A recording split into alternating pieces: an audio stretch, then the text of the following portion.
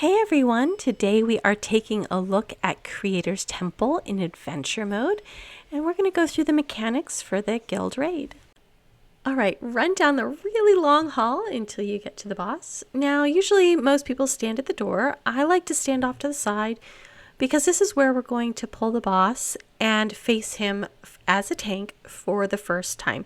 So he does these cones, these areas of effect, and we want to keep those, and when you stand in them, you're supposed to stand in them, they're like sheer damage. You want to keep them around on this darker section of the outside of the carpet. That way you don't have people trying to like dodge puddles in the middle. So looking at the markers, as a tank, I'm going to point the boss at number 1 first. Then I'm going to move around to number 2, which is the green marker off to my side. And then number 3, which is behind the boss. And by then everybody should have their cones. Now, also it's where the pillars are going to be. You need those up at the end because there's going to be pillars and you're at these 4 spots. And it's good to be able to know which spot they're at because they spawn randomly. All right, we are all here and ready to go. So we are going to pull the boss over to the number 1 marker first. Now he can be a little tough to move sometimes, so just give it a second to move. And you can see how we position him almost right between the dark and the lighter section of the carpet. That way this purple cone of damage is on the darker section of carpet. So what happens is everybody who is going to be going into the evil side will need to stand in that area of effect. And you could see that ad just died in the background. When you stand in that area of effect, you need to share damage. And when you're in there, you get an ad on you, and as the ads die, the purple puddles appear. So we'll see this again in just a second. That was a dark area of effect. Next is going to be a light area of effect. So we're going to then have the rest of the people stand in this cone of damage. So we're going to share damage. Remember, if you go by yourself, you're probably going to need quantum shield or something so you don't die. You can see all these ads, and as the ads die, you're unfrozen, and you can and you need to move away from those purple puddles. It's important to spread out because if you stack, you're going to probably kill the people next to you. So again here, we're going to avoid this purple cone of damage because we don't want to go in there. Now we're just DPSing the boss down to the first end of the first phase. So everybody should have a little icon on them. If you look on the raid frame, people either have kind of a purplish mark for the dark side or a light mark for the light side. All right, we're just dodging the yellow AoE, and now we're here at the end of the first phase. So the boss goes up into the sky and just kind of hangs out there, and you wait for the animation to finish. Now, if you have a dark mark on you, you're going to be ported to the dark side, and if you have a light mark, you're going to stay here and kill ads. So first we're going to kind of go over the light side. So in each of the 4 corners, there'll be ads spawning. So you'll, let's see, I'm just looking for them now. There's one in the back corner there, you can see it. So just, it's important, and there's another one in the back corner right behind us. See these things that drop, these kind of totems that drop off the ads? You need to go over and click these totems because if you click use on those, it gives more time for them in the dark side. So now we're done with the dark phase. I'm going to pause this here and go back and do the dark side. Okay, so here we are on the dark side. Now you'll notice that there's tornadoes and lasers that you need to avoid.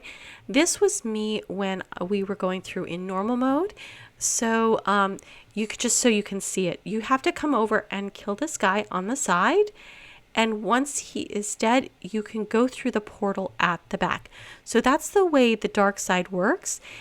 It can be very difficult to get through, but I've heard that if you are a rogue, the Blade Master, I believe, you have some additional sneak and things that might be able to help out a little bit. Okay, back to the regular part of the raid. We have a light cone of damage. It's random which will start. So I'm in group 2, so I'm going to take the light cone of damage. We're doing more rounds of cones here, but again, just be careful to avoid to spread out so you don't get overlap with those puddles. And once the ads are down, you are free.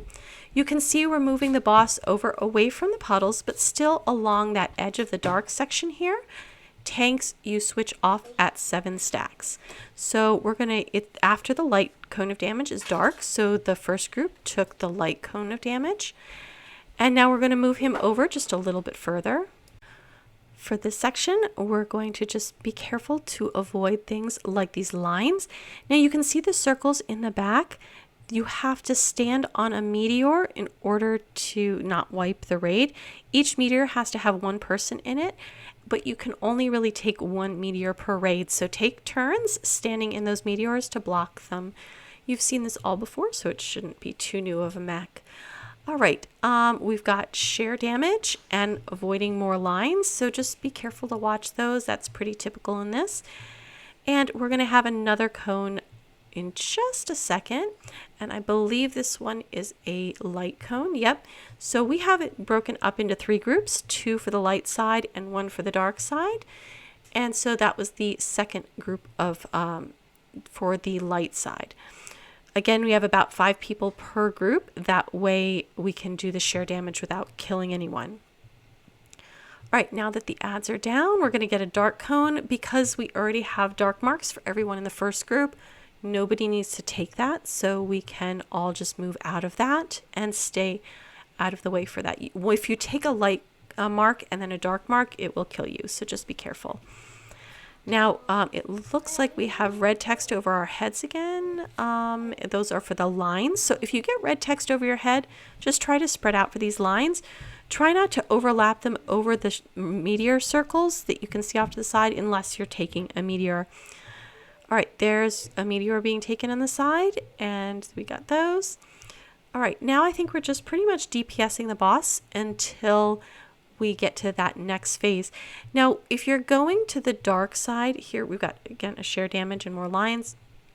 If you're going to the dark side, if you have somebody who can make it through easily, I would suggest maybe just they go if they do enough DPS, because then once they go through the portal, everyone else will be ported from the start.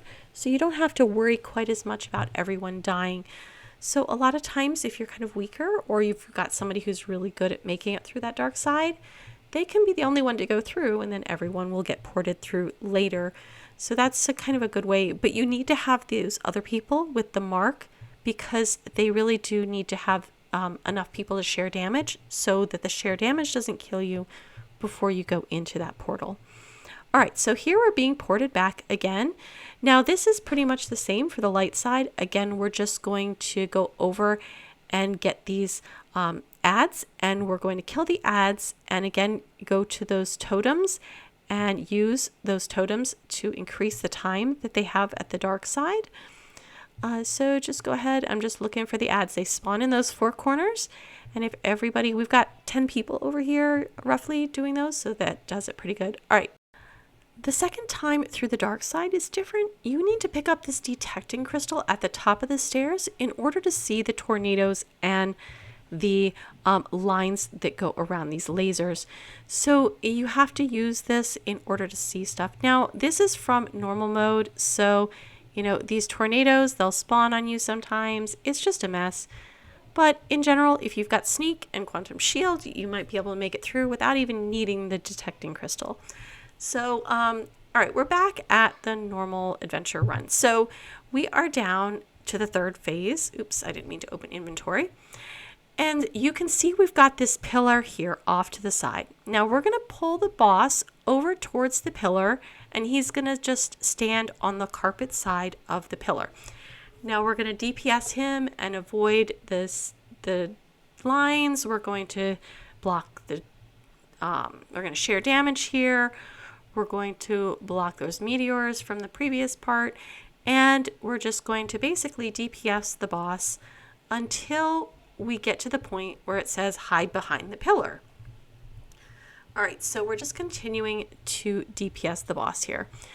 All right, keep going, keep going, keep going. And at some point, it should say hide behind the pillar. Let's see. It should be just a second. There we go. Hide behind the column now. So you're going to run behind the column and you're all going to stand back there and hide.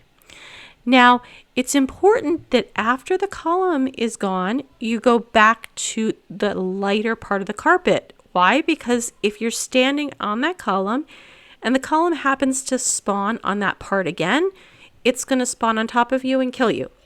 So that's not good. You don't want that. So here we have them spawning again. So here, actually, I'm going to show you one of the meteors. And I have the tank stacks. You'll notice one buff on me for the tank stacks. But as soon as I get the meteor, I'm going to get another stack right there that's got 87 seconds to clear. So it takes a long time to clear, which is why you can really only take about one per raid. If you get one early in the beginning, you might be able to do another one. All right, we're going to share damage here. And then we're going to tank the boss here again until it says to hide behind the column.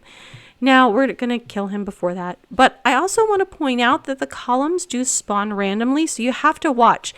It can spawn at either 1, 2, 3, or 4. So you might need to run and move if it doesn't spawn there.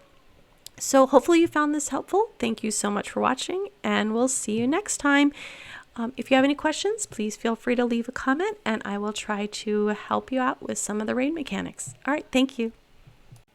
Also, I have another raid video for Creator Temple Normal that goes into more of the mechanics as well with arrows and all that stuff. So if you need additional help, you can check that out as well.